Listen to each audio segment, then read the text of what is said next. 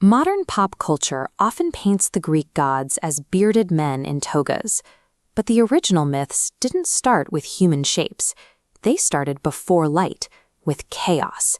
In the oldest Greek tongue, chaos was a yawning, formless void, a gaping nothingness without direction or form. Out of that void emerged the first entities: Gaia, the vast and unshaking earth, and Uranus, the star-strewn sky. These were elemental truths. They had no faces or temples. They were simply the physical foundations of existence itself. The early cosmos was defined by a crushing physical weight. Night after night, the sky pressed down upon the earth in a suffocating union. This constant, heavy pressure birthed monstrous forces, giants with 100 hands, and cyclopes with single, burning eyes. This earliest chapter of myth represents humanity's attempt to explain the unthinking mechanics of the world. Before we had science, we had these stories of a brutal and indifferent universe, powered by raw geological forces rather than divine will. That elemental world was eventually dismantled. Zeus and his siblings waged a 10-year war to overthrow the old Titans, replacing the chaotic struggle of their parents with a system of enforced rules and established domains. To manage the cosmos, the victors performed a sacred casting of lots, slicing the unshaped world into 3 stacked layers. Zeus claimed the sky, Poseidon took the oceans, and Hades took the underworld, the shadowed land beneath the earth. Mount Olympus served as the headquarters for this new order. It functioned as a rigid boundary, a physical threshold where the divine rulers sat high above the oxygen-thin air of the mortal world. This new generation of gods looked different. The formless, elemental forces were replaced by deities with human musculature, who used forged tools like the thunderbolt or the trident to exert their will. The cosmos was managed and divided. The stage was set, the boundaries were drawn, and the gods were ready for mortals. The Titan Prometheus brought humanity into this world, shaping them from clay and stealing fire from the gods to ensure their survival. This gift changed the scale of mythology.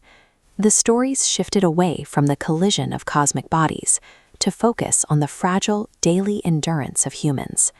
This transition led to the Age of Heroes, a violent epoch where gods and mortals mingled. Demigods like Heracles and Perseus were born into this era, charged with the task of clearing the earth of the monsters left over from the elemental age. The Olympians descended to earth with increasing frequency, meddling in mortal lives. They were driven by their own jealousies, lusts, and petty grievances, often using humans as pawns in their personal disputes. The Trojan War stands as the ultimate consequence of this divine meddling.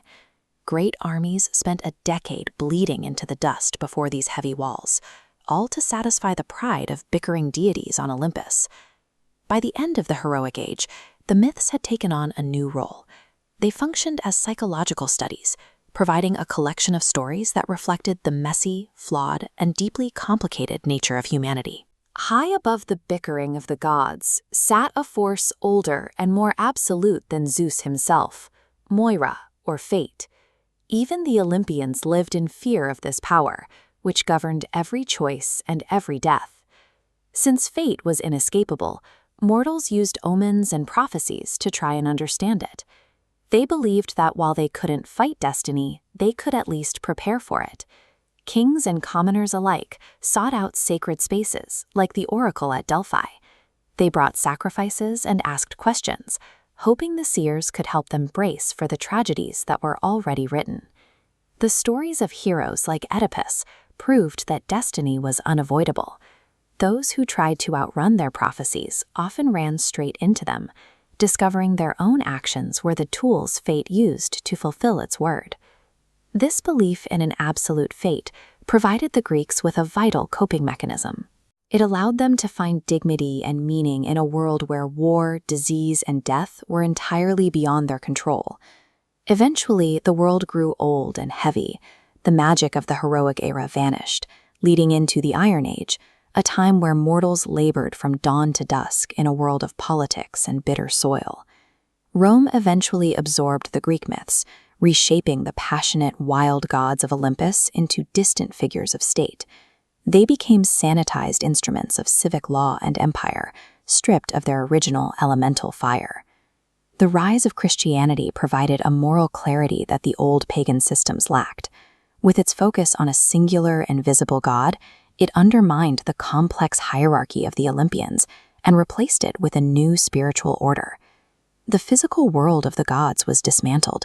Temples were closed by law, sacred flames were extinguished, and the marble sanctuaries were left to completely decay. The old deities lost their ancient dominion over the earth. The Olympians were no longer rulers of the physical world. Their temples were ruins, and their rituals were forgotten. But this abandonment was actually a transition to a new kind of survival.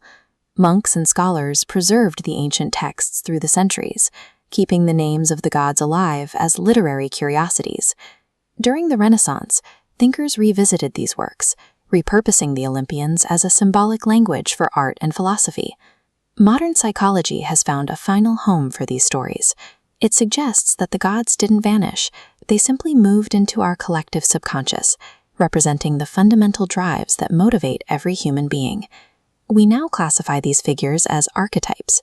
They are the eternal, internal templates for human behavior, the blueprints for how we think, feel, and react. These archetypes still drive our modern stories. We see them in the rebellious son, the jealous ruler, the grieving mother, and the clever trickster. The faces change, but the patterns remain identical.